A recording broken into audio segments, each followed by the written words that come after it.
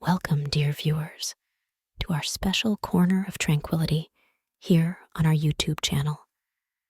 Today, we have a captivating story in store for you, designed to whisk you away to a world of relaxation and lull you into a peaceful slumber.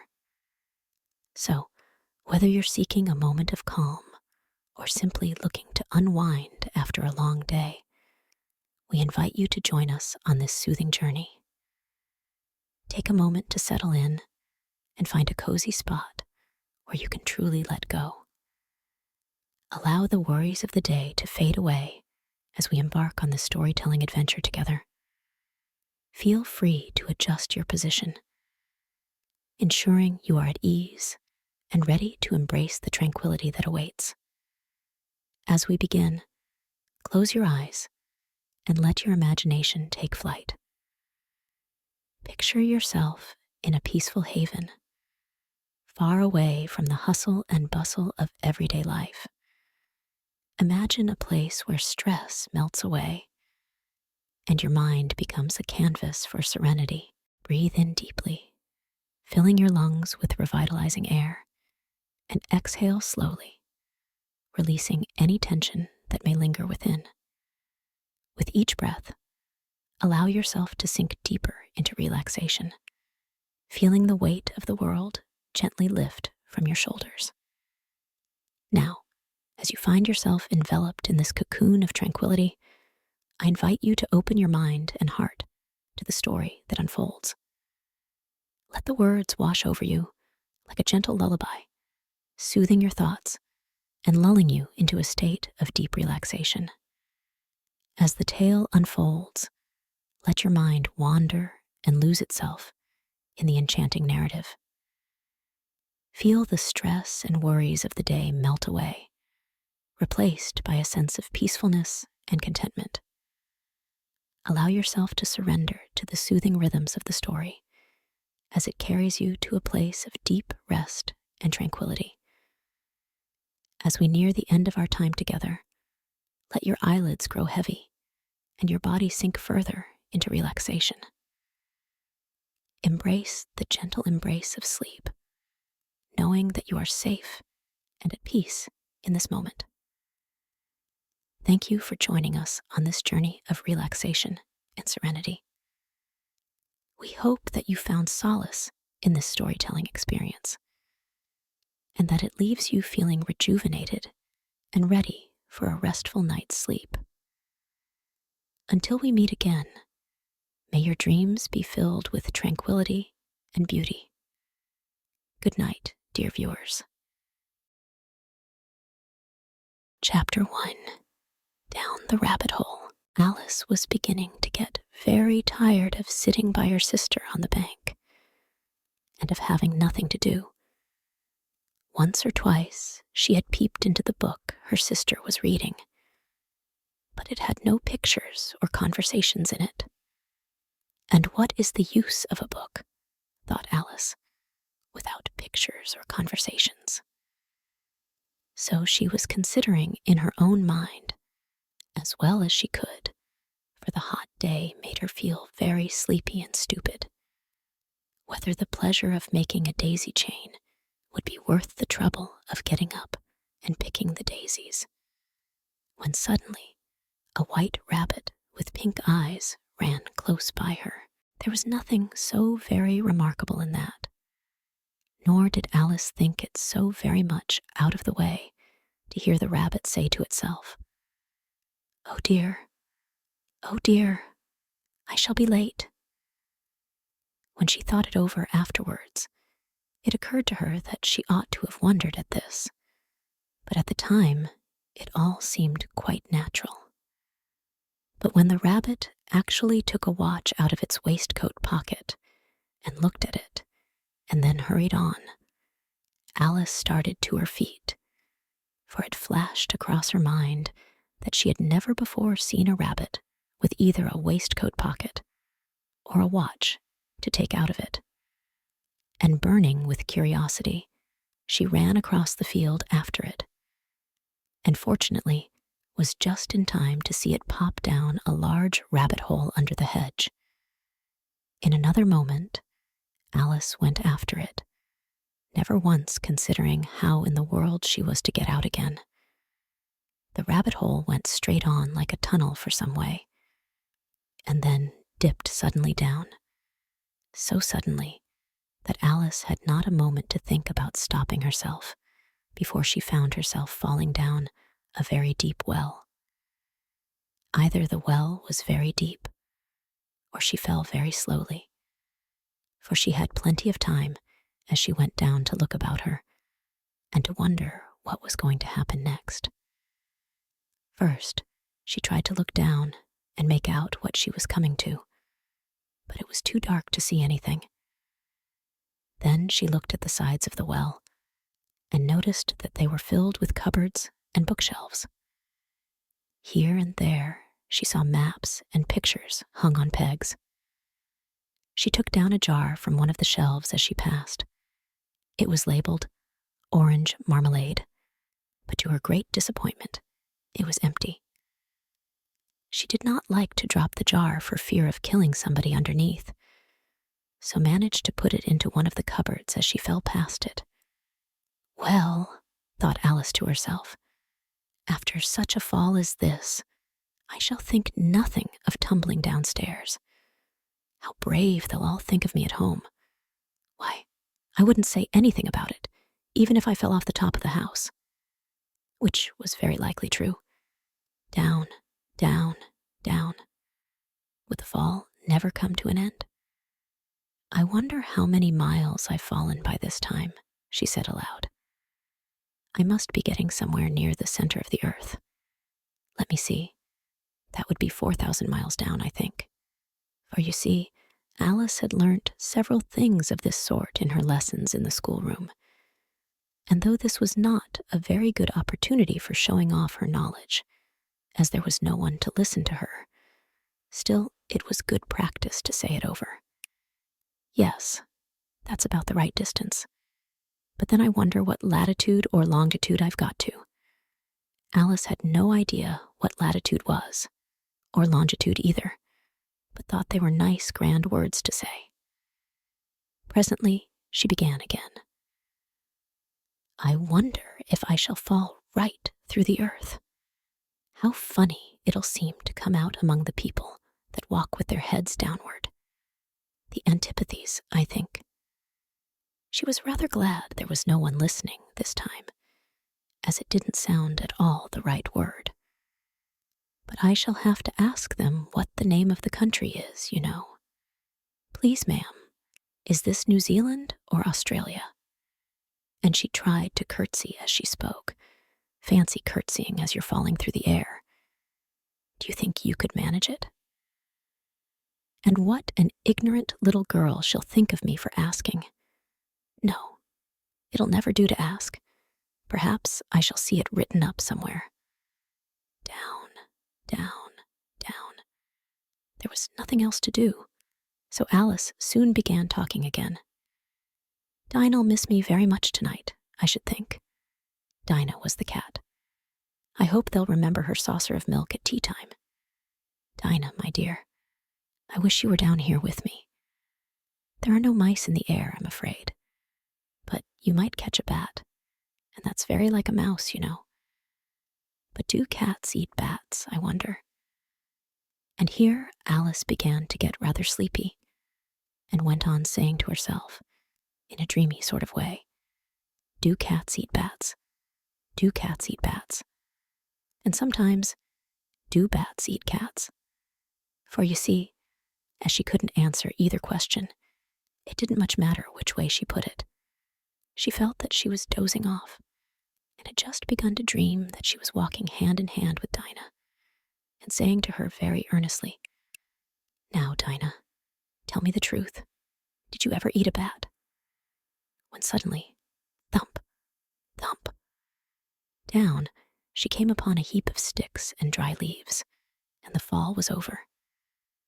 Alice was not a bit hurt, and she jumped up onto her feet in a moment. She looked up, but it was all dark overhead. Before her was another long passage, and the white rabbit was still in sight, hurrying down it. There was not a moment to be lost.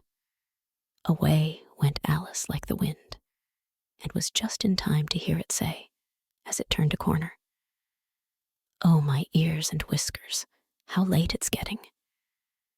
She was close behind it when she turned the corner, but the rabbit was no longer to be seen.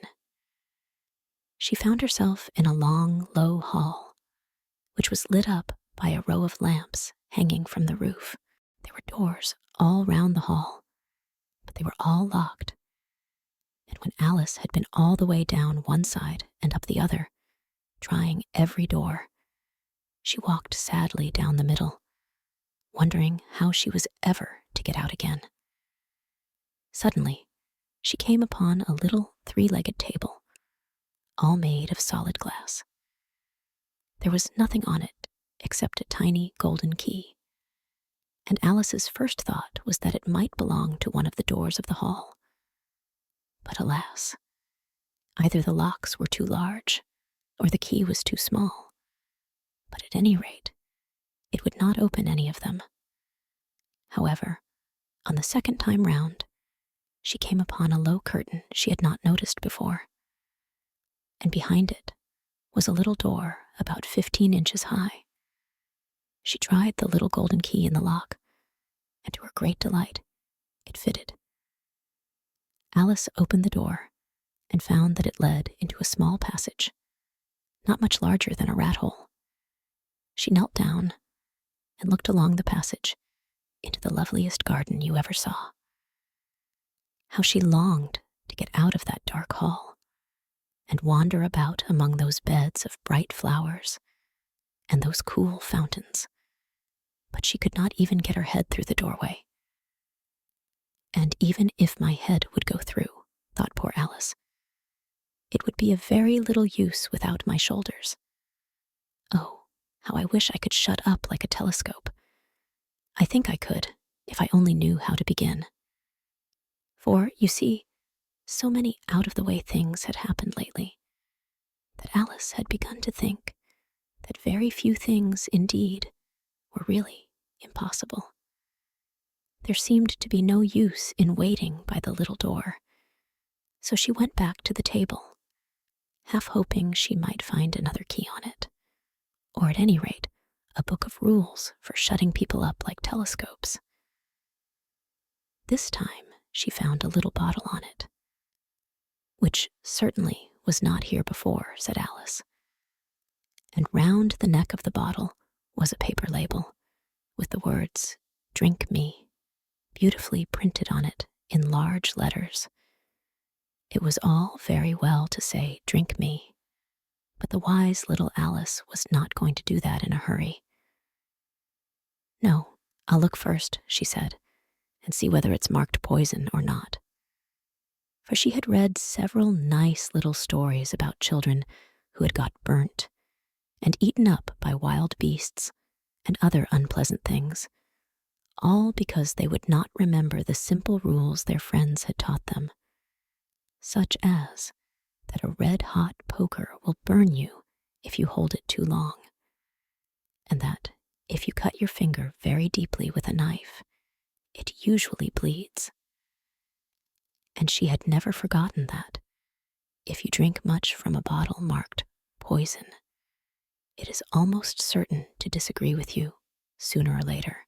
However, this bottle was not marked poison, so Alice ventured to taste it, and finding it very nice, it had, in fact, a sort of mixed flavor of cherry tart, custard, pineapple, roast turkey, toffee, and hot buttered toast, she very soon finished it off. "What a curious feeling," said Alice. "I must be shutting up like a telescope." And so it was indeed. She was now only 10 inches high, and her face brightened up at the thought that she was now the right size for going through the little door into that lovely garden. First, however, she waited for a few minutes to see if she was going to shrink any further.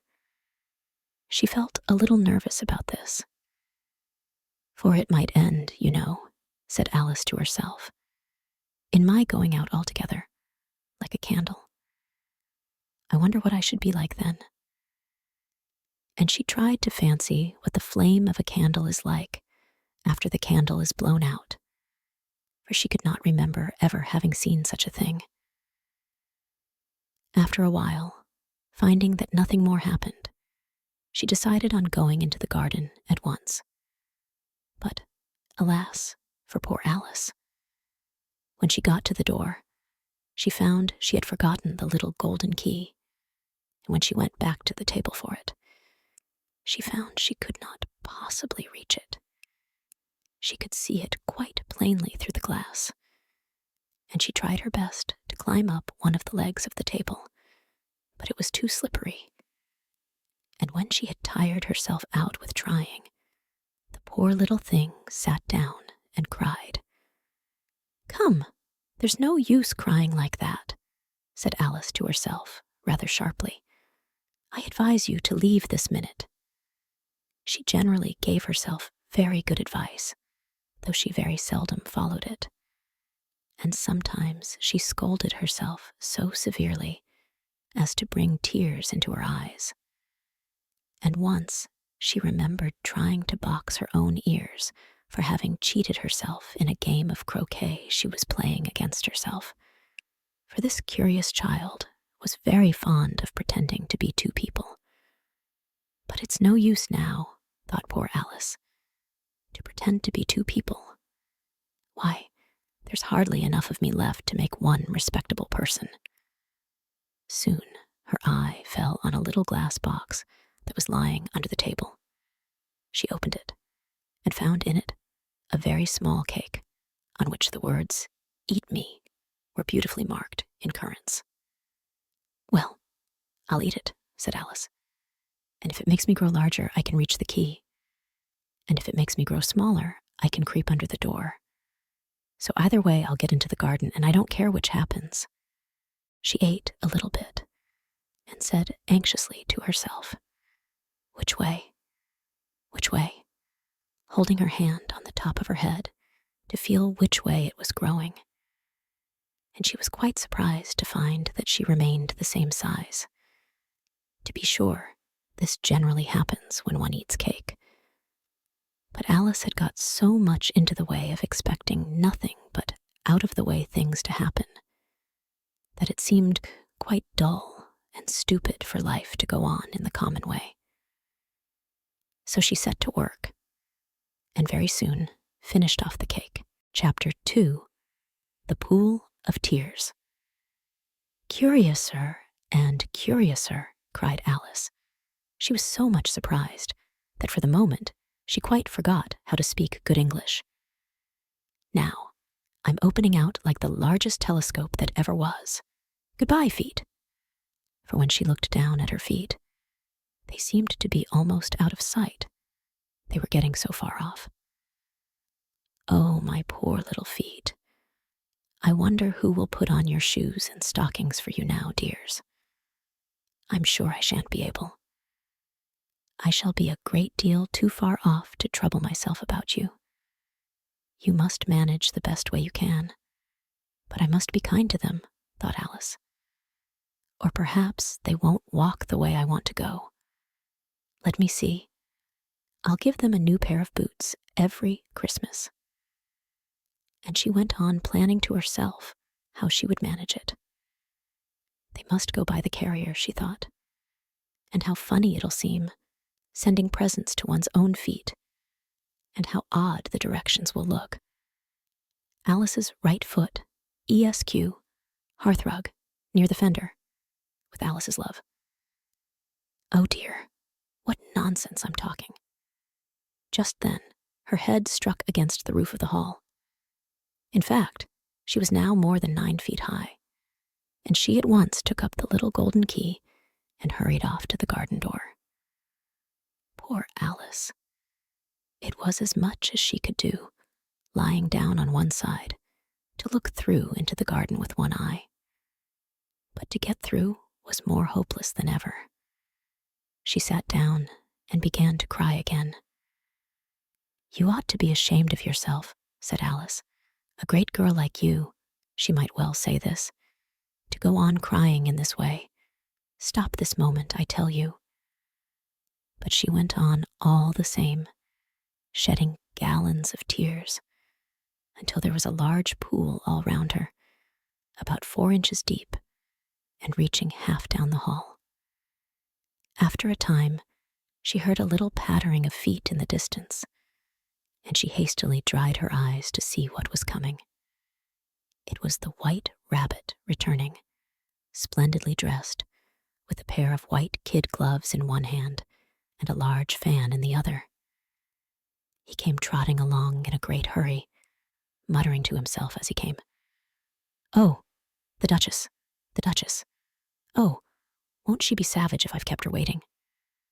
Alice felt so desperate that she was ready to ask help of anyone. So, when the rabbit came near her, she began, in a low, timid voice, "If you please, sir." The rabbit started violently, dropped the white kid gloves and the fan, and scurried away into the darkness as hard as he could go. Alice took up the fan and gloves, and, as the hall was very hot, she kept fanning herself all the time she went on talking. "Dear, dear, how queer everything is today. And yesterday, things went on just as usual. I wonder if I've been changed in the night. Let me think. Was I the same when I got up this morning? I almost think I can remember feeling a little different. But if I'm not the same, the next question is, who in the world am I? Ah, that's the great puzzle."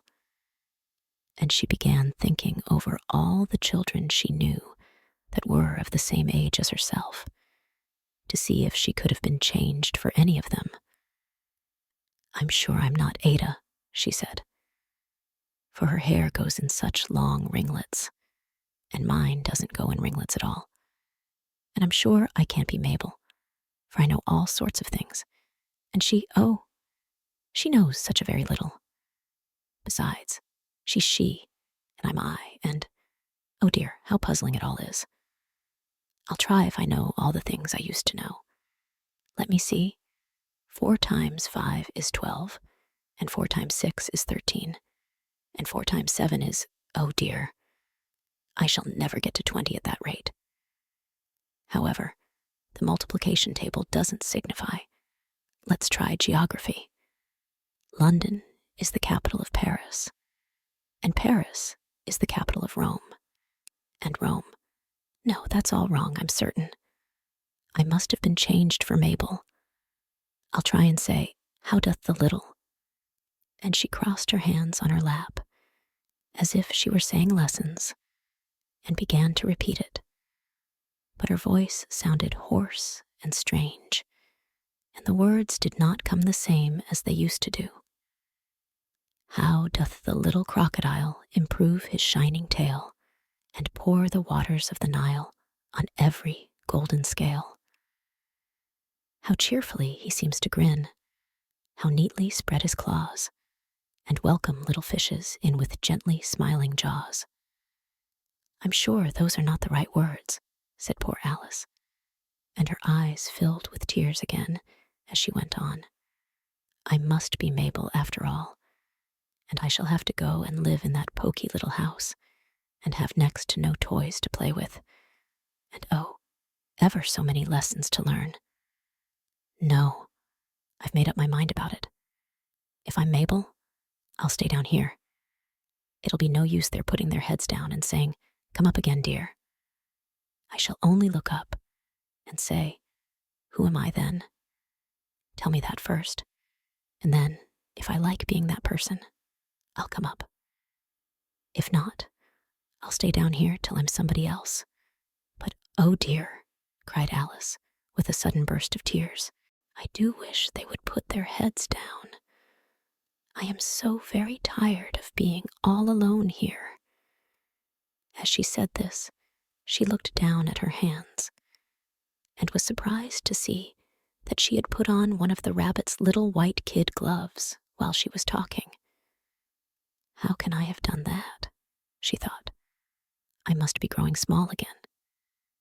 She got up and went to the table to measure herself by it, and found that, as nearly as she could guess, She was now about 2 feet high and was going on shrinking rapidly.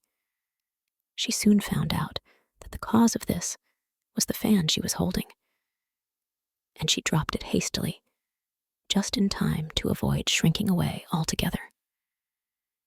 "That was a narrow escape," said Alice, a good deal frightened at the sudden change, but very glad to find herself still in existence. "And now for the garden." And she ran with all speed back to the little door.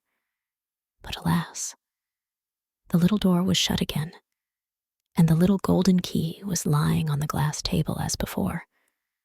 "And things are worse than ever," thought the poor child, "for I never was so small as this before, never.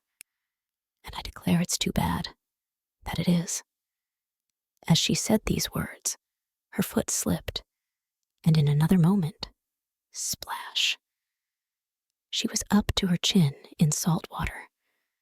Her first idea was that she had somehow fallen into the sea, and in that case I can go back by railway, she said to herself.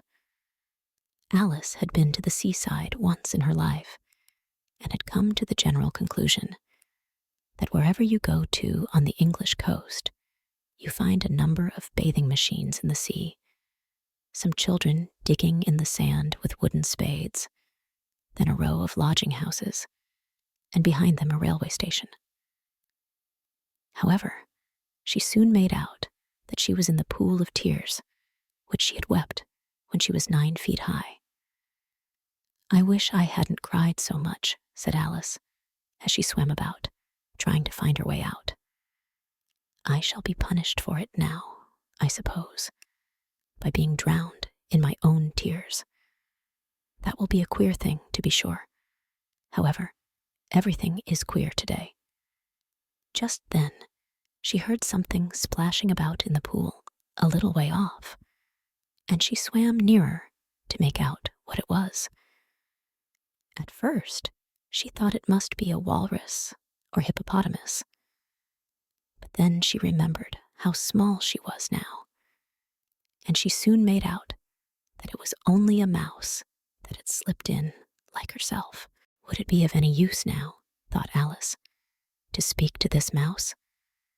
Everything is so out of the way down here that I should think very likely it can talk. At any rate, there's no harm in trying. So she began.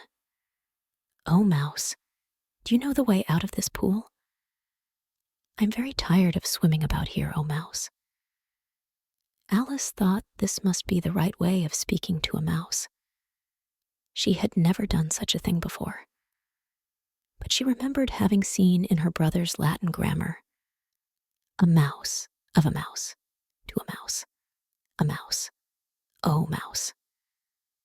The mouse looked at her rather inquisitively and seemed to her to wink with one of its little eyes, but it said nothing. "Perhaps it doesn't understand English," thought Alice. "I dare say it's a French mouse, come over with William the Conqueror." For, with all her knowledge of history, Alice had no very clear notion how long ago anything had happened.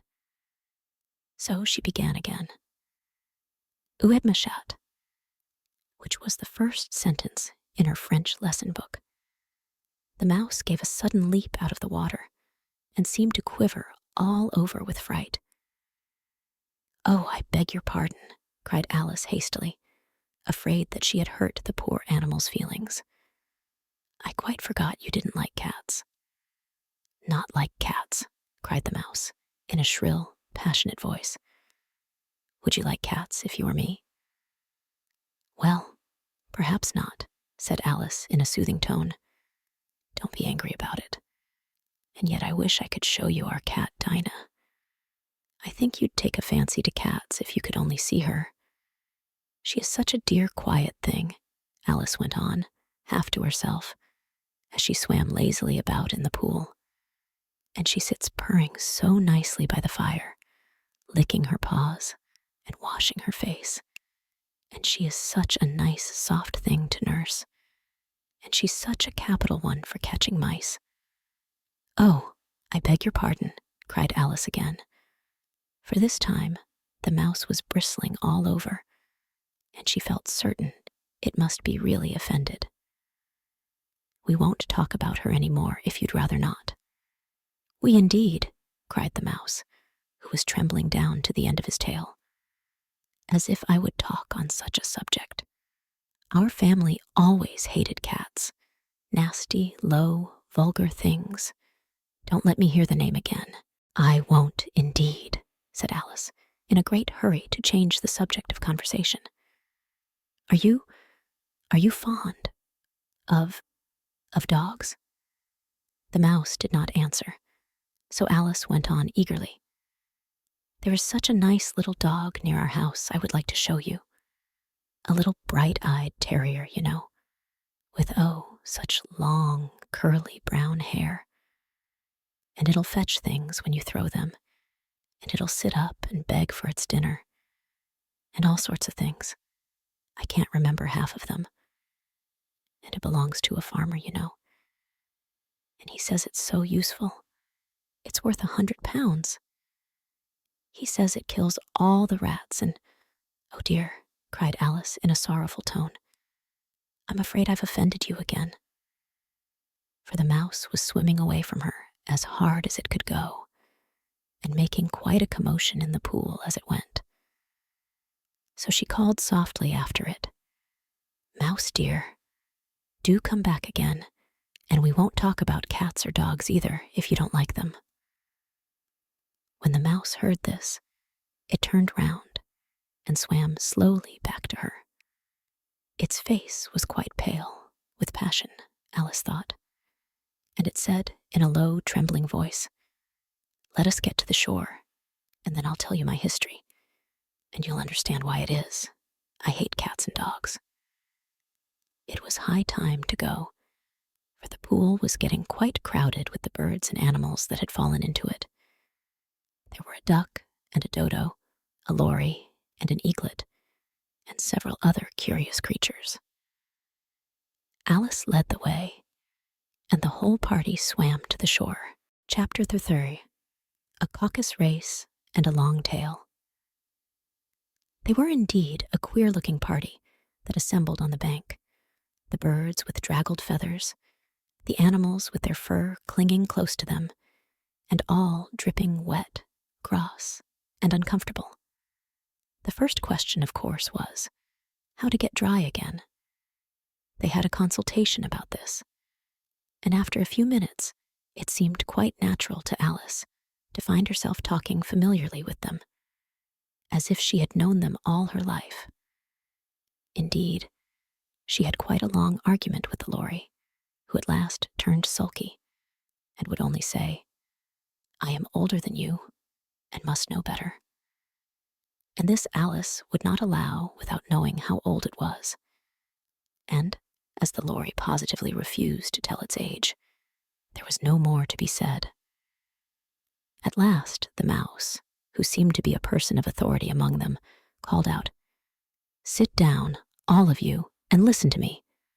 I'll soon make you dry enough." They all sat down at once, in a large ring, with the mouse in the middle. Alice kept her eyes anxiously fixed on it, for she felt sure she would catch a bad cold if she did not get dry very soon. "Ahem," said the mouse, with an important air. "Are you all ready? This is the driest thing I know. Silence all round, if you please." William the Conqueror, whose cause was favored by the Pope, was soon submitted to by the English, who wanted leaders, and had been of late much accustomed to usurpation and conquest. Edwin and Morcar, the Earls of Mercia and Northumbria. "Ah," said the lory with a shiver. "I beg your pardon," said the mouse, frowning, but very politely. "Did you speak?" "Not I," said the lory hastily. "I thought you did," said the mouse. "I proceed. Edwin and Morcar, the Earls of Mercia and Northumbria, declared for him, and even Stigand, the patriotic Archbishop of Canterbury, found it advisable." "Found what?" said the duck. "Found it," the mouse replied rather crossly. Of course you know what it means. I know what it means well enough when I find a thing, said the duck. It's generally a frog or a worm. The question is, what did the Archbishop find? The mouse did not notice this question, but hurriedly went on. Found it advisable to go with Edgar Atheling to meet William and offer him the crown. William's conduct at first was moderate, but the insolence of his Normans. How are you getting on now, my dear? It continued, turning to Alice as it spoke. As wet as ever, said Alice in a melancholy tone. It doesn't seem to dry me at all. In that case, said the dodo solemnly, rising to its feet, I move that the meeting adjourn for the immediate adoption of more energetic remedies. Speak English, said the eaglet. I don't know the meaning of half those long words. And what's more, I don't believe you do either. And the eaglet bent down its head to hide a smile. Some of the other birds tittered audibly. What I was going to say, said the dodo in an offended tone, was that the best thing to get us dry would be a caucus race. What is a caucus race? Said Alice. Not that she wanted much to know, but the dodo had paused, as if it thought that somebody ought to speak, and no one else seemed inclined to say anything. Why, said the dodo, the best way to explain it is to do it. And, as you might like to try the thing yourself, some winter day, I will tell you how the dodo managed it. First, it marked out a race course in a sort of circle. The exact shape doesn't matter, it said. And then all the party were placed along the course, here and there. There was no 1, 2, 3, and away, but they began running when they liked, and left off when they liked, so that it was not easy to know when the race was over. However, when they had been running half an hour or so, and were quite dry again, the dodo suddenly called out, "The race is over," and they all crowded round it, panting and asking, "But who has won?" This question the dodo could not answer without a great deal of thought, and it sat for a long time with one finger pressed upon its forehead, the position in which you usually see Shakespeare in the pictures of him, while the rest waited in silence. At last the dodo said, "Everybody has won, and all must have prizes." "But who is to give the prizes?" quite a chorus of voices asked. "Why, she, of course," said the dodo, pointing to Alice with one finger. And the whole party at once crowded round her, calling out in a confused way, "Prizes, prizes." Alice had no idea what to do, and in despair she put her hand in her pocket and pulled out a box of comfits. Luckily, the salt water had not got into it, and handed them round as prizes. There was exactly 1 apiece, all round. "But she must have a prize herself, you know," said the mouse. "Of course," the dodo replied very gravely. "What else have you got in your pocket?" he went on, turning to Alice. "Only a thimble," said Alice sadly. "Hand it over here," said the dodo. Then they all crowded round her once more, while the dodo solemnly presented the thimble, saying, "We beg your acceptance of this elegant thimble." And when it had finished this short speech, they all cheered. Alice thought the whole thing very absurd, but they all looked so grave that she did not dare to laugh. And, as she could not think of anything to say, she simply bowed and took the thimble, looking as solemn as she could. The next thing was to eat the comfits. This caused some noise and confusion, as the large birds complained that they could not taste theirs, and the small ones choked and had to be patted on the back. However, it was over at last, and they sat down again in a ring and begged the mouse to tell them something more. "You promised to tell me your history, you know," said Alice, "and why it is you hate C and D," she added in a whisper, half afraid that it would be offended again. "Mine is a long and a sad tale," said the mouse, turning to Alice and sighing. "It is a long tale, certainly," said Alice, looking down with wonder at the mouse's tail. "But why do you call it sad?" And she kept on puzzling about it while the mouse was speaking, so that her idea of the tale was something like this. Fury said to a mouse that he met in the house. "Let us both go to law. I will prosecute you. Come, I'll take no denial. We must have a trial. For really, this morning, I've nothing to do." Said the mouse to the cur, "Such a trial, dear sir, with no jury or judge, would be wasting our breath." "I'll be judge, I'll be jury," said cunning old Fury. "I'll try the whole cause and condemn you to death." "You are not attending," said the mouse to Alice severely. "What are you thinking of?" "I beg your pardon," said Alice very humbly. "You had got to the fifth bend, I think." "I had not," cried the mouse, sharply and very angrily. "A knot," said Alice, always ready to make herself useful and looking anxiously about her. "Oh, do let me help to undo it." "I shall do nothing of the sort," said the mouse, getting up and walking away. "You insult me by talking such nonsense." "I didn't mean it," pleaded poor Alice. "But you're so easily offended, you know." The mouse only growled in reply. "Please come back and finish your story," Alice called after it. And the others all joined in chorus. "Yes, please do." But the mouse only shook its head impatiently and walked a little quicker. "What a pity it wouldn't stay," sighed the lory, as soon as it was quite out of sight. And an old crab took the opportunity of saying to her daughter, "Ah, my dear, let this be a lesson to you never to lose your temper." "Hold your tongue, Ma," said the young crab, a little snappishly. "You're enough to try the patience of an oyster." "I wish I had our Dinah here. I know I do," said Alice aloud, addressing nobody in particular. "She'd soon fetch it back." "And who is Dinah, if I might venture to ask the question?" said Laurie.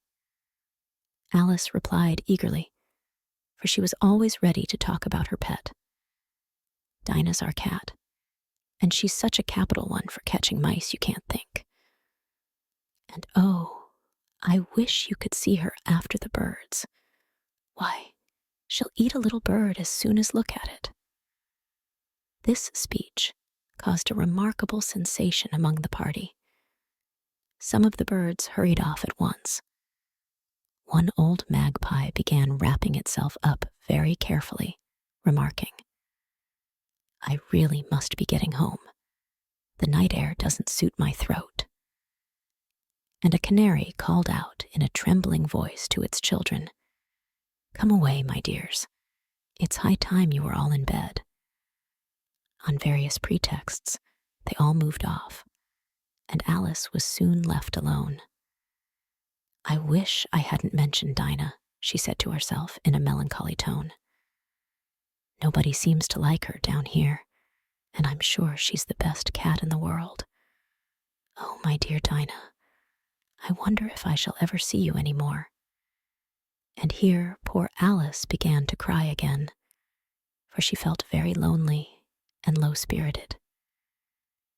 In a little while, however, she again heard a little pattering of footsteps in the distance, and she looked up eagerly, half hoping that the mouse had changed his mind and was coming back to finish his story. Chapter 4. The Rabbit Sends in a Little Bill. It was the White Rabbit, trotting slowly back again and looking anxiously about as it went, as if it had lost something, and she heard it muttering to itself, the Duchess, oh my dear paws, oh my fur and whiskers. She'll get me executed, as sure as ferrets are ferrets.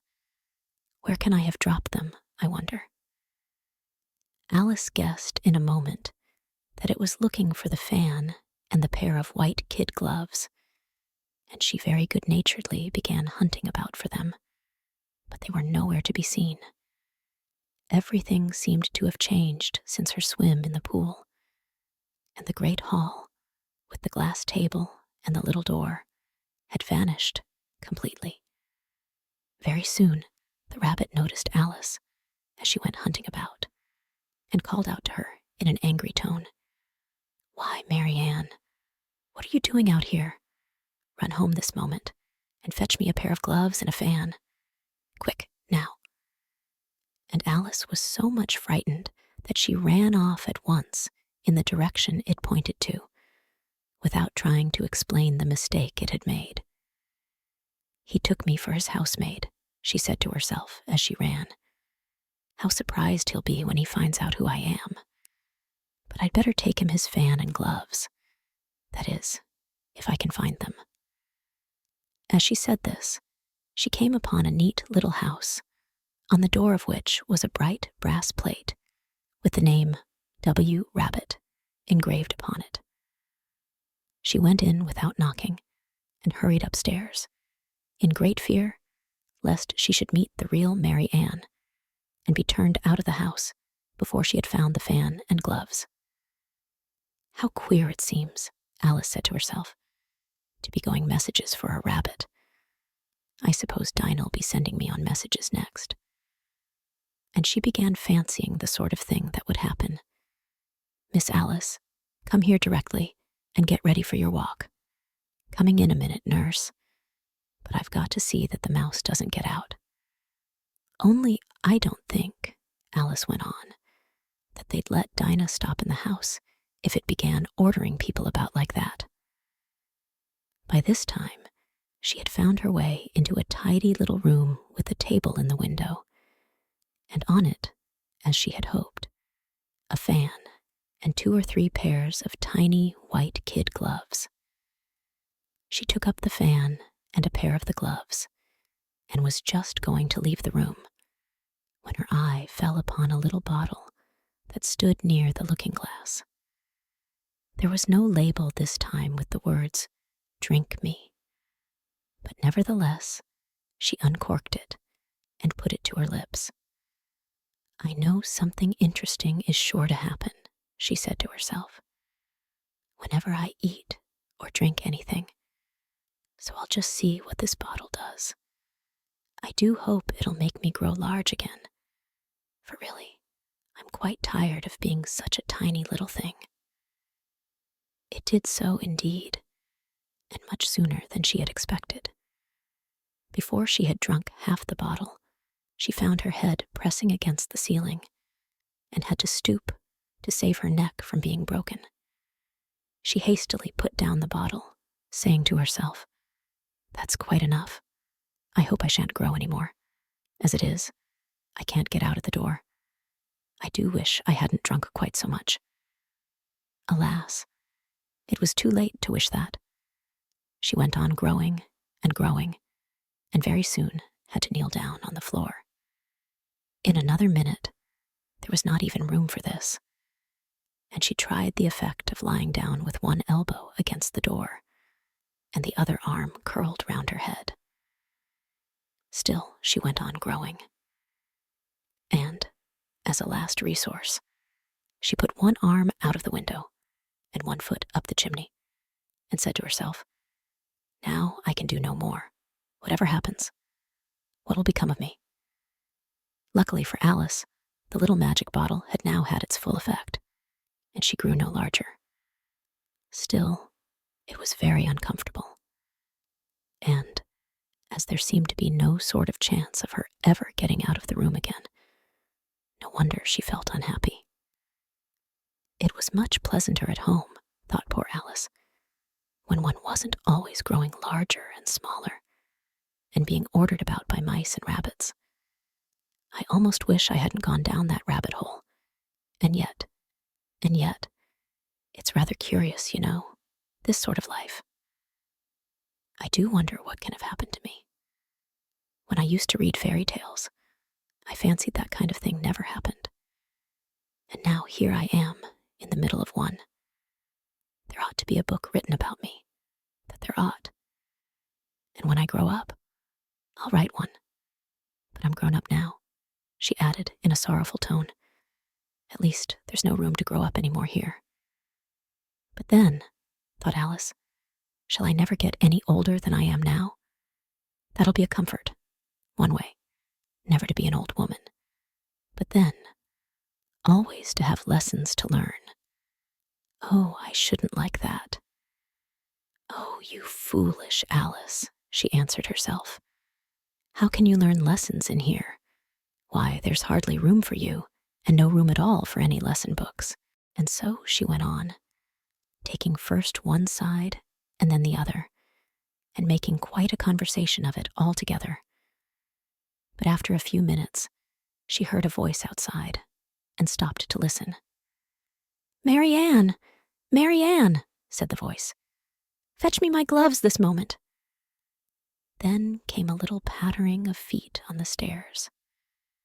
Alice knew it was the rabbit coming to look for her, and she trembled till she shook the house, quite forgetting that she was now about 1,000 times as large as the rabbit, and had no reason to be afraid of it.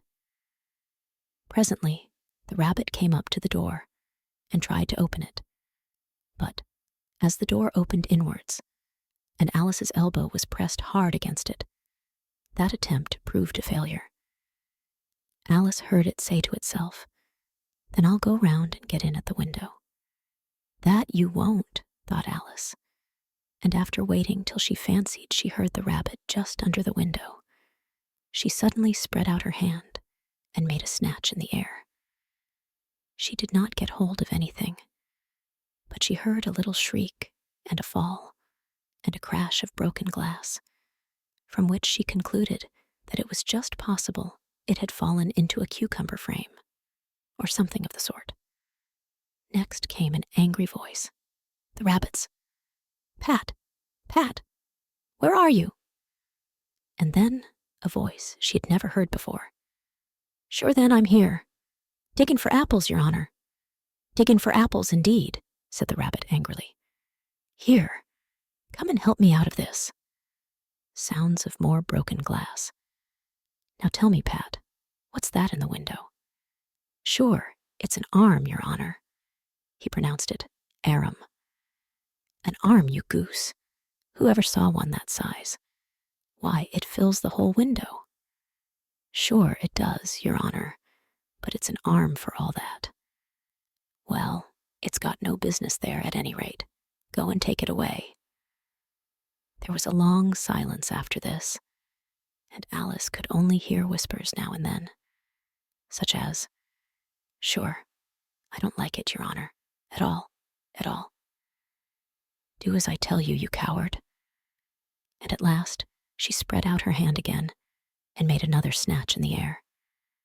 This time there were 2 little shrieks and more sounds of broken glass. What a number of cucumber frames there must be, thought Alice. I wonder what they'll do next. As for pulling me out of the window, I only wish they could. I'm sure I don't want to stay in here any longer. She waited for some time without hearing anything more. At last came a rumbling of little cartwheels and the sound of a good many voices all talking together. She made out the words. "Where's the other ladder? Why, I hadn't to bring but one. Bill's got the other. Bill, fetch it here, lad. Here, put 'em up at this corner. No, tie 'em together first. They don't reach half high enough yet. Oh, they'll do well enough.